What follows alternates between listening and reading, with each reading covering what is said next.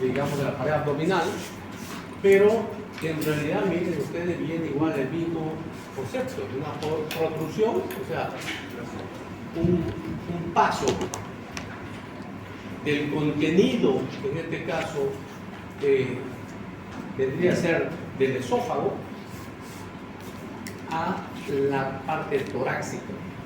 Y tiene dos posibilidades, o sea, una protrusión intratorácica intermitente o permanente de la transición esófago-gástrica, o puede ser que esa transición esté nomás en el abdomen, porque normalmente corresponde a los 2 o 3 centímetros que habíamos hablado de la cavidad abdominal, pero paralelo a ese esófago puede pasar parte del estómago. Entonces, en realidad, ya me adelanto, son 3 tipos de hernia de hiato, son 3 tipos: la por deslizamiento, paraesofágica y las mixtas, ¿no? Entonces, cualquiera de ellos viene a ser la definición. Las consecuencias de este pasaje, de esta protrusión, es que puede provocar alteraciones en la continencia del cardio. Si el cardio se hace incontinente, ¿qué me puede provocar? Reflujo, muy bien. Los 3 componentes que hablábamos importantes que evitan el reflujo: la motilidad del movimiento, ¿no?, del cuerpo esofágico, el fondo gástrico, y el más importante que habíamos dicho, que venía a ser la competencia que tiene ese esfínter esofágico inferior, o llamado cardio. Entonces, esta alteración, cuando sube, puede alterar esta competencia, lo cual podría provocar reflujo gastroesofágico. No quiere decir, que todos los pacientes que tengan hernia de hiato van a hacer reflujo. Algunos de estos pacientes van a hacer reflujo, ¿no? Por lo tanto, eso es importante. Y en reflujo ya habíamos hablado que las posibilidades de complicación de reflujo obviamente ya viene a ser la esofagitis, puede haber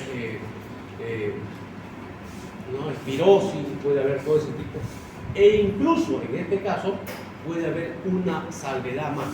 Puede provocarse en este tipo de situaciones, especialmente entre las hernias paraesofágicas, que se rote ese estómago, ya vamos a ver ahorita, y pueda provocar un vólvulo, una estrangulación de ese tipo de situación. Entre el 5 y 20% de las hernias hiatales se puede causar reflujo. ¿Ves lo que yo les decía? No crean que todas las hernias provocan reflujo. Es más, muchas hernias de hiato se diagnostican gracias a ese 20%, porque el paciente tiene sintomatología de pirosis, ¿ves? Entonces, a veces eso es lo que hace más bien que te haga el estudio y de esa manera recién confirmar que tengas eso, ¿no? Por lo tanto,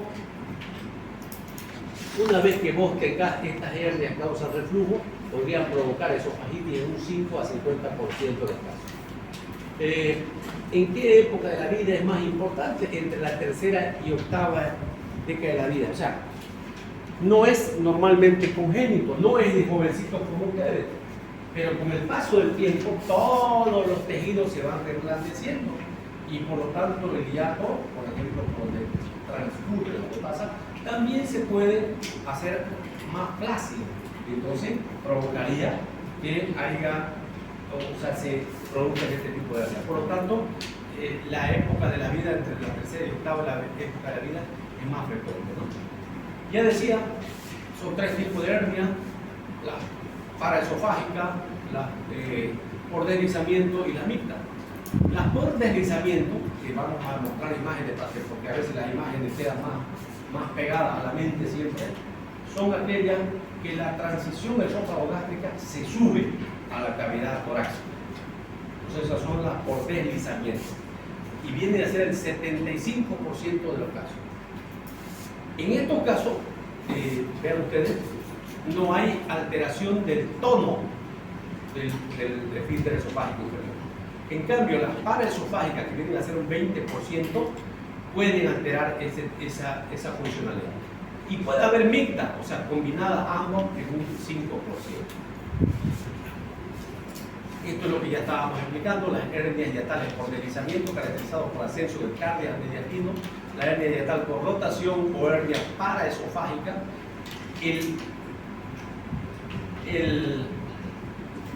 la transición esófago-gástrica está nomás en el estómago, en el abdomen, pero, ¿no? O sea, esa unión gastroesofágica está dentro de la cavidad abdominal, pero parte del estómago, como dice su nombre, paraesofágica, entonces paralelo al esófago, se sube a la cavidad torácica. Y la mixta es una mezcla de ambos. Aquí está, le decía, es mucho más didáctico cuando uno ya muestra un ejemplo. Entonces aquí están los dos tipos más importantes, las que significan el mayor porcentaje son las hernias de hiato por deslizamiento. La transición esófago-gástrica, que normalmente debería estar acá en la cavidad abdominal, se ha subido. ¿Por qué? Porque ha habido un aumento del diámetro de este hiato de Wislow. Entonces, y esto se permitió que suba, entonces ha subido parte, la transición está acá, y parte del estómago se ha subido a la cavidad torácica. En cambio, en la paraesofágica, como están viendo acá, esta transición permanece en el abdomen, pero como está muy grande este orificio hiatal, entonces parte del estómago se sube paralelo al esófago, por eso se llama paraesofágica. A veces sube una parte acá y otra parte acá. Entonces, esto es lo que sucede normalmente para que entendamos lo que vienen a ser los dos tipos, ¿no? ¿Por qué motivo normalmente, fisiológicamente, este esófago está acá? Hay mecanismos de fijación. Entonces tenemos, por ejemplo, los pliegues peritoneales, que son importantes, pero el más importante es el ligamento freno-esofágico o la membrana de Lyme-Bertelli, ¿no? O también llamada de Allison. Esta membrana, o esta fascia, viene a ser prolongación de la fascia diafragmática, o sea, vendría a ser prolongaciones del músculo diafragmático, que la mantiene quieta allá al esófago. Por ese motivo no sube, se baja, lo deja más o menos quieto. Esa es su función, de ese mecanismo de por qué tendríamos nosotros, en este caso, que se mantenga. Entonces, ¿qué significaría en este caso? Un ensanchamiento de hiato, o en su defecto estos mecanismos de fijación están muy flácidos. Por eso decíamos que en el paso del tiempo se vuelve más flácido y ya no lo sostiene. Eso es lo que pasa, ¿no? Bien, hablando ya de cada una de las hernias en sí, ahora vamos a hablar de las hernias por deslizamiento. Las hernias por deslizamiento es un deslizamiento intramediastinal, o sea, a la cavidad torácica, al mediastino, progresivo del esófago abdominal, ¿no? Entonces, esto va a favorecer una alteración del esfínter esofágico inferior, que ya no va a funcionar a la perfección porque ya no está en su sitio, por lo tanto, puede provocar reflujo gastroesofágico, ¿no? Entonces, en este tipo de situaciones se puede dar, pero hemos visto que entonces es este tipo de cosas, ¿no? Entonces, al no estar ya este esfínter esofágico acá, ¿no? Este esofágico inferior acá, entonces al estar en la región torácica cambia de presión y puede ya no tener ese mecanismo de bomba, podría provocarle reflujo atrás.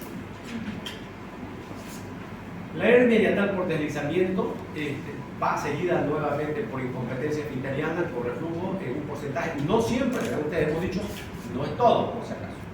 Por lo tanto, muchos de estos pacientes no sabemos que tienen hernia de hiato, pero por los síntomas, por la pirosis, por el malestar, por la esofagitis, es que vos empezás a sospechar eso, de hacer los estudios y confirmar que es una hernia hiatal.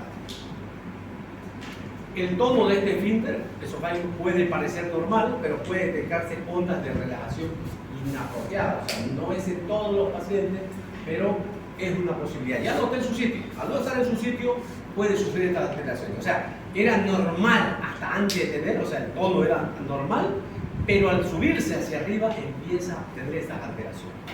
Resultado, si tiene esas alteraciones, la esofagitis puede ser causa habitual en estos pacientes, ¿verdad? El clearance o vaciamiento esofágico se hace más lento, por lo tanto la sintomatología de estos pacientes va a ser típica, si vale el término, de un reflujo gastroesofágico, ¿no? De eso es lo que se va a quejar el paciente. Un proceso deglutorio normal nosotros tenemos, son 8 actos de glutorio para establecer el pH inicial, o sea, vaciar, ¿no? Cuando el paciente tiene problemas ya, digamos, de este tipo, entonces a veces necesita 17 mecanismos de glutorio, por lo tanto el paciente come y a veces eructa más que lo que pasa, entonces, ¿por qué? Porque ya no hay competencia en ese esfínter esofágico, entonces no baja del todo, no baja como desearíamos fisiológicamente. Este trastorno del clearance o aclaramiento esofágico se debe a alteración de la motilidad fundamentalmente del esófago en el tercio inferior, ¿no? Entonces, por lo tanto, además hay reducción de la defensa de la mucosa esofágica, que son los que van a provocar esa alteración esofágica, esa esofagitis. Normalmente hemos dicho que el esófago no tiene capacidad para la acidez, ¿no? Entonces, el hecho de que haya reflujo, esa mucosa se irrita fácilmente y por eso es lo que se provoca la esofagitis.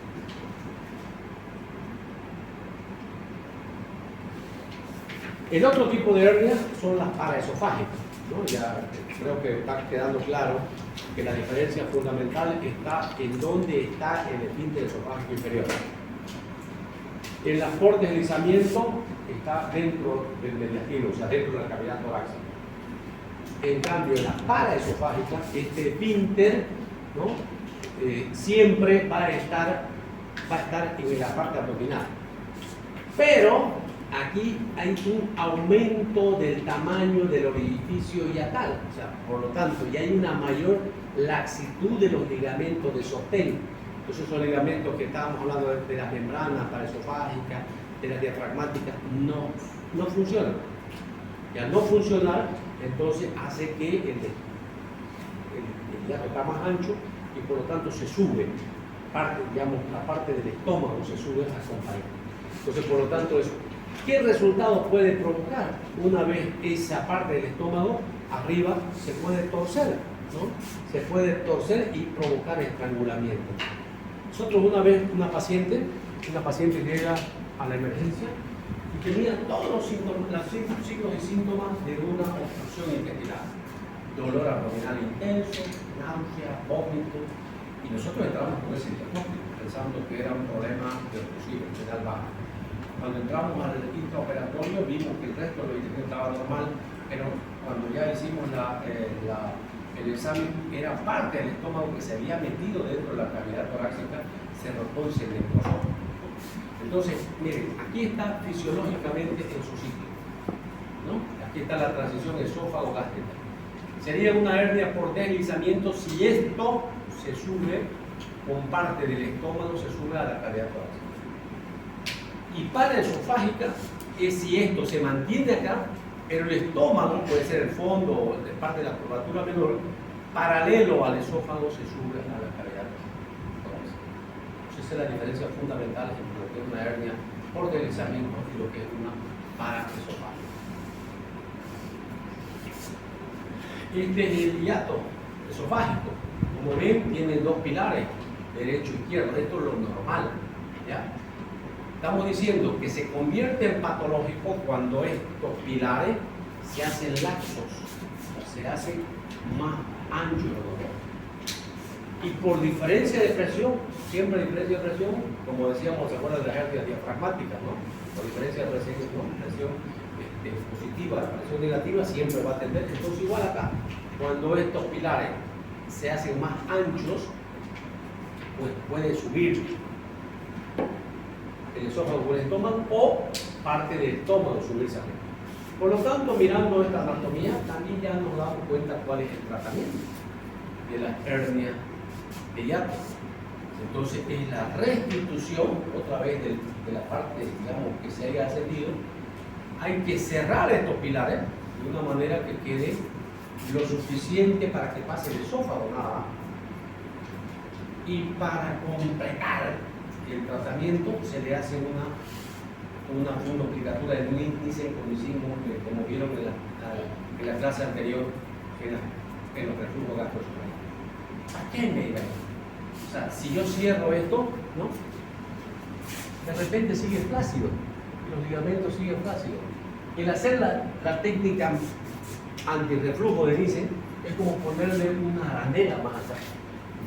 O sea, le estoy poniendo una aranela, un tope abajo, para que ya no suba más reflujo.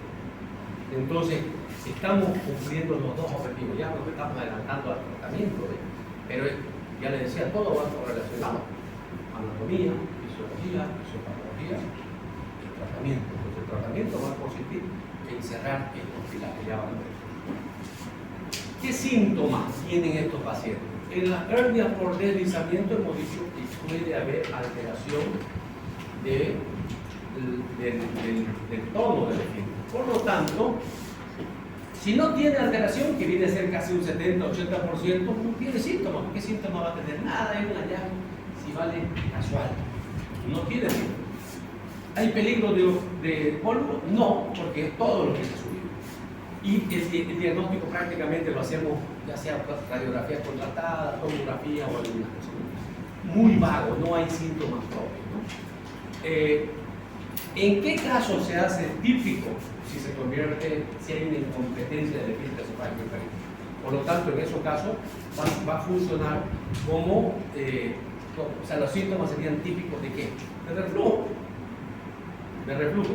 Pero hemos dicho, no todos los pacientes, por eso son preguntas de exámenes, no todos los pacientes que hacen hernia de hiato tienen reflujo. No tienen. Los que tienen es porque ha habido una alteración, ¿ya?, de la parte motora de ese esfínter esofágico inferior. ¿Y cuáles serían? Ya bastantes, ¿no?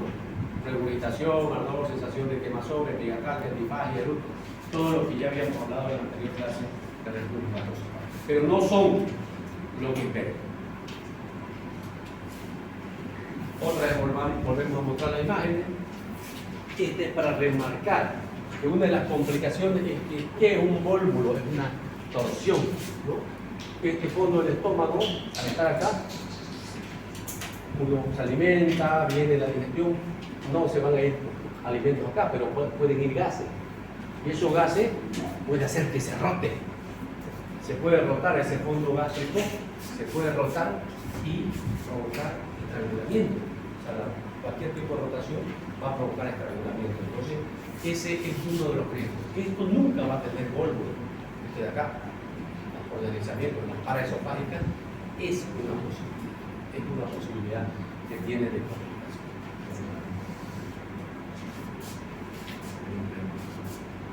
Por lo tanto, el mejor método diagnóstico debe ser siempre una endoscopía, ¿no? La endoscopía siempre es más inicial, pero una vez que haces la endoscopía, lo que te queda hacer es estudios contrastados, ¿no? Aquí están viendo, al paciente le han dado ovario, ha tragado ovario. Entonces, vean ustedes cómo se está viendo. Acá estaría el diafragma y parte del estómago que está en la cavidad torácica, que vendría a ser este esquema de acá. Este es un esquema y esto es real, esto es una radiografía contrastada, ¿no, verdad? En el esquema estamos viendo el diafragma y estamos viendo parte del estómago. Aquí está la transición esófago-gástrica, pero parte del estómago se ha subido al tórax. ¿Qué tipo de hernia sería esta? Una hernia por deslizamiento, correcto, ¿no? Porque ha subido la transición esófago-gástrica hacia el tórax. Eso fue.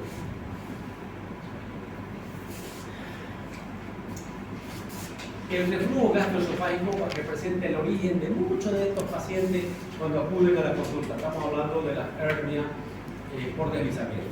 Muchos de estos pacientes vienen por ese motivo. No tienen dolor, no tienen, o sea, perdón, sí tienen espirosis, ¿no? Pero por suerte no son todos. Los que vienen, a veces vienen con este tipo de síntomas. Por lo tanto, vendrían a ser complicaciones. Uno en la primera instancia, para uno, eso es reflujo gastroesofágico. Pero obvio que no va a poder responder al tratamiento como dijimos en el reflujo gastroesofágico, porque aquí hay una alteración anatómica, ¿no? O sea, hay una alteración anatómica. Por lo tanto, el tratamiento definitivo de estos pacientes es la cirugía. Sí o sí, tenés que hacer cirugía. En cambio, el reflujo dijimos no. El 80% de las veces podés hacer tratamiento médico y solamente las complicaciones graves te van a llevar a que hagas tratamiento quirúrgico. En una endoscopía, ¿qué pueden ver? Esto es lo mismo, ya les mostramos en la anterior vez. un esófago erosivo, signo de sangramiento. Entonces esto es una esofagitis, porque no está preparado el esófago de la mucosa para este tipo de situación.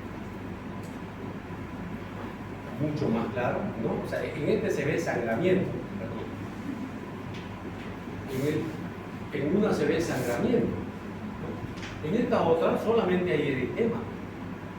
Entonces, en este paciente está más incipiente, el otro está más complicado, ¿no? Entonces, uno puede darse cuenta y eso es lo importante. Pasa el tiempo, si vos no haces tratamiento, podés provocar esófago de Barrett. Y el esófago de Barrett, hemos dicho, lesiones pre-neoplásicas que pueden provocar cáncer. Este paciente empezó con un reflujo total. Otra vez vuelvo a repetir, estamos hablando de la hernia, en este caso por deslizamiento que puede. No estamos diciendo obligatoriamente que acaben eso. Por lo tanto, la endoscopía puede permitirlo, ¿no? ¿Cómo hacemos el diagnóstico? Obviamente la endoscopía es lo primero, radiografía contrastada, o centelografía esofágica. Sobre los estudios funcionales hay que ver la acidificación, la prueba de Bernstein, manometría para ver la motilidad, la pH-metría. Por lo tanto, los primeros son para diagnosticar la hernia y establecer esofagitis. Por lo tanto, lo más importante es que nosotros hagamos una endoscopía. Luego viene ya una radiografía contrastada, o sea, darle varios para que podamos ver específicamente dónde está ese problema, ¿no? Endoscópicamente, esto es una clasificación endoscópica de esofagitis, ¿no? Esofagitis, en la que se hace así, ¿no? En el estadio 1 son lesiones pequeñas, eritematosas. En el estadio 2 hay lesiones eritematosas, pero ya con cubierta de fibrina. Yo les mostré dos imágenes. La primera vendría a ser un estadio 1, la otra viene a ser casi un estadio 3. ¿Por qué? Porque ya había esofagitis explorativa y había prácticamente úlcera, ¿no? O sea, había sangramiento. Y en el cuarto viene complicación de reflujo, que viene a ser ulceración y estenosis. O sea, estos son evoluciones que va a sufrir un paciente endoscópicamente si no se hace tratamiento de una esofagitis, ¿no? Va a acabar lamentablemente o en úlcera o finalmente en una estenosis esofágica. Les decía yo que la radiografía contrastada es el mejor ejemplo, y hay un signo radiológico que es el anillo de Schacht-Schick, que permite ver ustedes como si hubiera un anillo, ¿no? O sea, vean ustedes, aquí estamos viendo la transición esófago-gástrica, y entonces aquí lo están apuntando como si hubiera algo que lo esté apretando, ¿no? Un anillito. Entonces ahí estamos viendo la transición esófago-gástrica, y entonces esto vendría a ser parte del estómago que está donde, encima del diafragma, ¿no? Por encima. O sea, una hernia por deslizamiento. Aquí estamos viendo ya parte del estómago, de la cavidad torácica, pero esto es un signo radiológico, pero no se ve en una radiografía simple de tórax. Esto es una radiografía de tórax, ¿no? Tórax abdominal, pero ¿con qué? Con contraste. O sea, le han dado una solución radio-opaca para que pueda la radiografía mostrar esta imagen. Otra radiografía contrastada, miren ustedes acá, ¿no? Aquí estamos viendo la transición esófago-gástrica. ¿Qué tipo de hernia sería entonces? Una paraesofágica. ¿Por qué? Porque la transición esófago-gástrica está acá. Y parte del estómago, porque el estómago, vean ustedes, parte del estómago se ha subido a la región torácica, una paraesofágica. Esta puede sufrir complicaciones de volvulación. Podría sufrir. En una radiografía de, miren, en esta se está pudiendo ver, porque está viendo más o menos lateral, pero esto mismo, si yo la tomo de frente, miren cómo se ve solamente el ensanchamiento del mediastino, ¿no? Aquí este sería el mediastino, está ensanchado, uno podría decir tiene cardiomegalia o alguna patología, pero en realidad el esófago está viniendo acá y parte del estómago es esto, ¿no? Es una hernia paraesofágica. Entonces miren, uno hace diagnóstico cuando sospecha, por algo pedí. Entonces uno mira y entonces el esófago está acá, y estamos viendo que parte del estómago es esto, que se ha subido a la cavidad torácica. una imagen igual de un libro, ¿no? El diafragma, el estómago herniado, ¿no? Entonces vendría a ser una paraesofágica. La transición esófago-gástrica, pero esto es parte del estómago de la cavidad torácica. La tomografía, obviamente que es muy importante. Fundamentalmente lo que vemos es eso, es el aumento del diafragma, y podemos ver las diferencias de lo que va a significar el contenido que tenga, digamos, en este caso estamos viendo contenido aéreo y líquido en el estómago. Entonces el diafragma está ensanchado, los pulmones, miren ustedes que son pulmones, ¿no? Entonces el diafragma está mucho más grande de lo normal. Entonces uno podría pensar, ¿y a qué se debe? Es que parte del estómago se ha metido a esta parte del mediastino.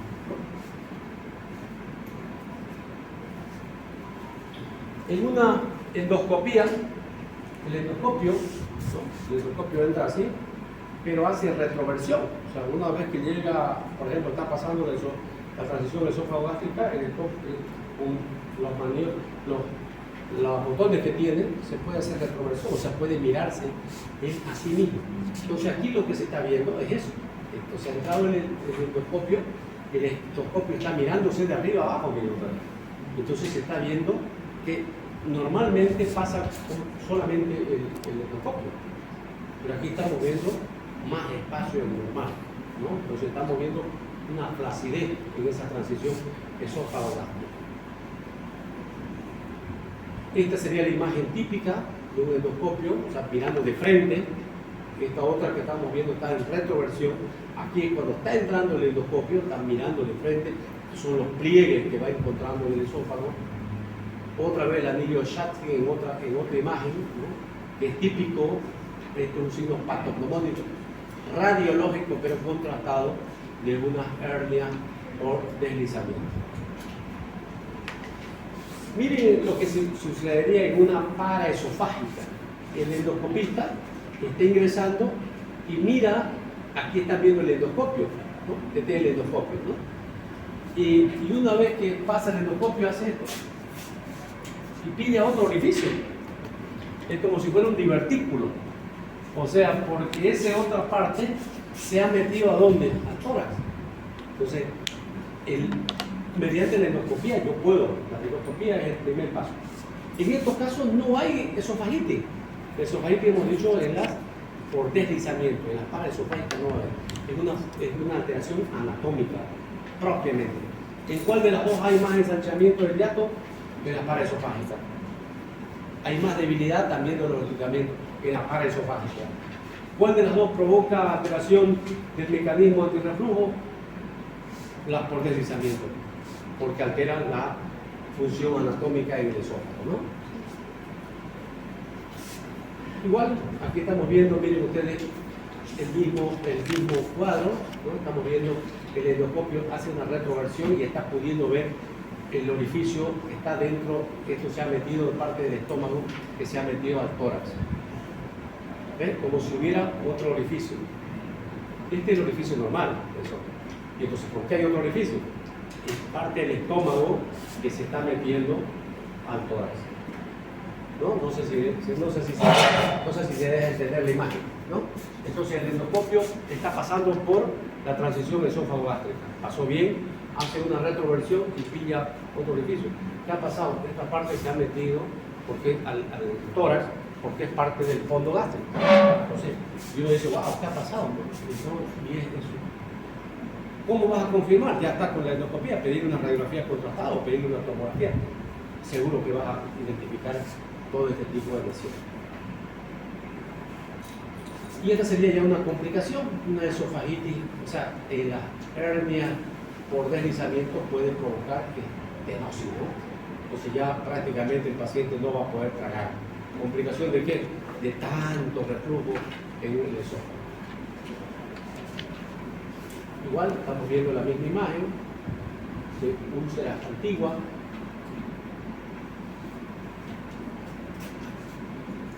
Esta sería una imagen de frente, ¿no? Estamos viendo una imagen de frente donde se está viendo el orificio. ¿Cuáles serían las complicaciones de ambas?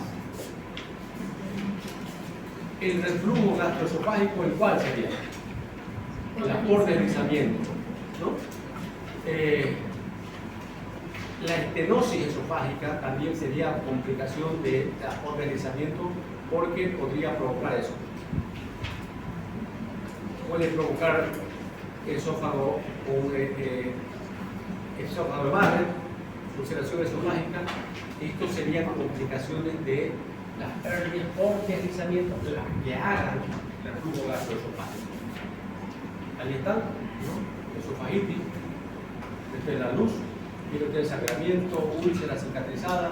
Entonces este paciente de tantas úlceras cicatrizadas en el esófago puede ir cerrando la luz esofágica y después ya no permitir la alimentación. Puede acabar en estenosis. Si uno mira, ¿puede hacer tratamiento? Claro que hay tratamiento. Miren cómo puede ir cicatrizando las úlceras. Que ya les decía, tantas úlceras cicatrizadas alrededor que pueden luego cerrar la luz del esófago. O sea, toda cicatrización está así, entonces la cicatriz se va a ir provocando, porque va cicatrizando esto, ¿no? Y va cerrando, va cerrando, va cerrando hasta que puede provocar estenosis esofágica. Estas mismas úlceras, mire, que van cicatrizando. Esófago de Barrett, otra complicación, lesión preneoplásica, casi ya no se ve la luz acá porque el tumor ha ido empujando la luz. Este es el esófago, famoso esófago de Barrett. Cuando ya es un adenocarcinoma, que es la característica típica como si fuera carne de pescado, medio blanco o amarillenta. Entonces, pero esto ya prácticamente es un esófago de Barrett. Y finalmente acabar en esto. El esófago de Barrett no es cáncer todavía, son lesiones preneoplásicas. Preneoplásica significa antes de la neoplasia. Y hasta acaba en esto, el adenocarcinoma o cáncer esofágico.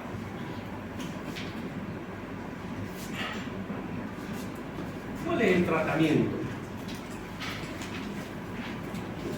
Si es una hernia por deslizamiento y no tiene síntomas, y ha sido un hallazgo casual, que tiene algunas medidas naturales, que no engorde, que evite tomar mucho condimento, o sea, las cosas propias del tratamiento básico del reflujo gastroesofágico. Nada más, ¿no? Entonces, sería prácticamente casi clínico, ¿no? Bajar de peso, o sea, algunas de las medidas básicas de lo que habíamos dicho nosotros, ¿no? Ahora, si en caso el paciente tiene síntomas de reflujo, 100% indicada, no queda otra, tenés que operar, porque de otra manera no va a tener, porque hay aquí aparte de esos tres mecanismos fisiológicos de antirreflujo, hay un componente además anatómico en este caso, y eso es lo que altera, ¿no? Entonces, entre los mecanismos medicamentosos habíamos hablado de la domperidona, de cisaprida, la bromoprida, que son procinéticos, ¿no? Mejoran la musculatura y hacen que avance.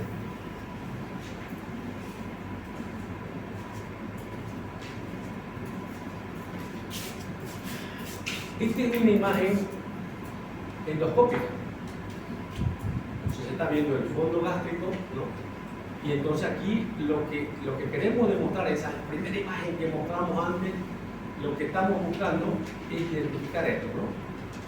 Este es el esófago, que si fuera por deslizamiento estaría adentro, pero estamos diciendo que el tratamiento va a consistir en reponerlo a la cavidad abdominal. Si fuera una paraesofágica también este fondo estaría allá, pero el tratamiento quirúrgico significa reponerlo, por lo tanto son cirugías abdominales, se hace igual que la técnica antirreflujo, mejor se la hace laparoscópica. Una vez identificado, vean ustedes cómo se está identificando los pilares del hiato, muy relajados, por lo tanto el tratamiento es relativamente sencillo. Hay que cerrar estos pilares en puntos no absorbibles, normalmente seda, material no absorbible. Una vez que él ha hecho esto, de repente por la misma presión quiera volver otra vez a su sitio. Por eso que estamos diciendo, una vez hecho eso, se hace una técnica antirreflujo, una anísima. O sea, cerrar estos pilares y además hacer una técnica antirreflujo. Acá, vean ustedes, aquí están abiertos los pilares. Miren ustedes cómo se han ido cerrando los pilares, ¿no? Punto suelto, se cierran los pilares. Y una vez concluido esto, hacer la técnica antirreflujo, ¿no? Lo mismo que hicimos antes, ¿no? Se calibra, se verifica que en qué podría acabar un paciente que tiene reflujo gastroesofágico si yo cierro mucho esto. Es que no pueda tragar. Claro, más bien dificultad para tragar. Él tenía problemas porque todo se le iba, pero si lo cierro mucho, me voy al otro extremo, ¿no? Por eso, cuando era cirugías abiertas, uno calibraba con el dedo. Y si es laparoscópica, ¿cómo voy a meter el dedo? No puedo, ¿no? Lo que se hace en esos casos es poner un tubo de Fauchet, que ya hace una sonda nasogástrica más gruesa. Entonces, la pasas a la sonda y calibras igualito, ¿no? O sea, no lo vas a poder cerrar, o sea, porque ya el Fauchet está haciendo eso, ¿no? Está evitando que vos lo cerres más de lo normal. Aquí está el esquema más claro. Bueno, se han cerrado los pilares, se cerraron los pilares y el fondo gástrico se lo pasa a través y se hace la técnica anterior. O sea, la diferencia está que al reflujo gastroesofágico yo no necesito cerrar los pilares. ¿Por qué? Porque no es ese el problema. ¿Cuál era el problema? Era que tenía un esfínter esofágico inferior incompetente. ¿Ves? Entonces lo único que se hace es crearle ese balón neumático para que tenga esa competencia. Acá el problema no es que sea incompetente, el problema es anatómico, pero como es anatómico, puede ser que otra vez de repente se quiera meter. Entonces le hace la eminicen para crear, como quien dice, para crear esto, como ponerle una bandera, para que no se vuelva para allá. Le has puesto un tope, ¿no? Entonces ya es difícil sobre lo que ha cerrado que esto más se quiera subir hacia arriba. Entonces ya con eso solucionar el problema de forma diferente. Entonces, para hacer tratamiento, yo debo saber el diagnóstico y la fisiopatología. En la hernia hemos dicho que es un problema anatómico, por lo tanto lo que hace es uno reparar, hacer rápida, ¿no? Hay que hacerse una plastía, hernioplastia, digamos, de la pared, ¿no? Y por eso se pueden poner mallas. En este caso, el problema estaba que el hiato estaba ancho, entonces lo que se hace es primero cerrar esto y luego se hace como soporte esta técnica antirreflujo. Porque no tenía reflujo. ¿No? Alguien me dirá, pero si el paciente no tenía reflujo, ¿para qué le han hecho? ¿Para qué le han hecho? Que cabalmente solamente para evitar la recidiva, para evitar que el paciente otra vez haga una hernia de hiato. ¿Pregunta? Doctor, buenas noches. Quería preguntarle respecto al tema, ¿hasta dónde le compete al médico general tratar la hernia? ¿Él hace la endoscopia o activamente sobrevive? El médico, hay dos cosas, ¿no? Hay el médico clínico, por ejemplo, el gastroenterólogo. El gastroenterólogo es un médico que sabe hacer endoscopia, pero no va a hacer cirugía, y que va a ayudar en el diagnóstico. Nosotros cirujanos, dentro de nuestra formación, actualmente deberíamos tener ya competencia en endoscopía, pero no la tenemos todos. Por lo tanto, nosotros no hacemos tanta endoscopía. ¿Podrías hacerla? Sí, puedes hacerla. Yo considero que un cirujano tiene muchas competencias, o sea, como que dice, el cirujano es más agresivo, ¿ya? Pero no creas que lo sabes todo, o sea, significa que la medicina es de especialidad.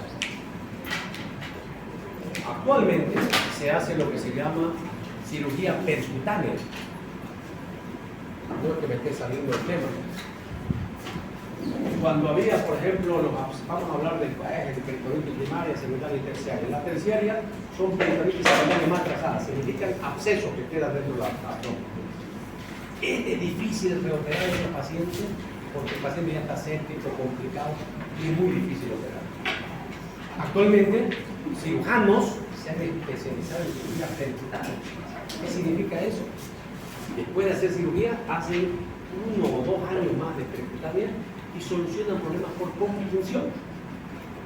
¿Y por qué no lo hace un médico que no sea cirujano? Porque no tiene mucho coraje, pues, no es que sean incompetentes, como quien dice el cirujano, ya tiene competencia quirúrgica y por último, si se perfora, lo va a operar. Entonces el clínico tiene mucha capacidad, ¿no? Aquí la primera instancia de tratamiento médico, tanto del reflujo, debería ser un gastroenterólogo, un médico clínico. Puede hacerlo cirujano, ¿por qué no? Pero si vos sos honesto, preferible que te haga un gastroenterólogo. Él no va a poder operar, te va a derivar en el caso de que no. ¿Por qué nosotros lo llevamos? Porque estamos hablando de cirugía. Y estamos hablando de que el diagnóstico fundamentalmente no te lo va a hacer otro.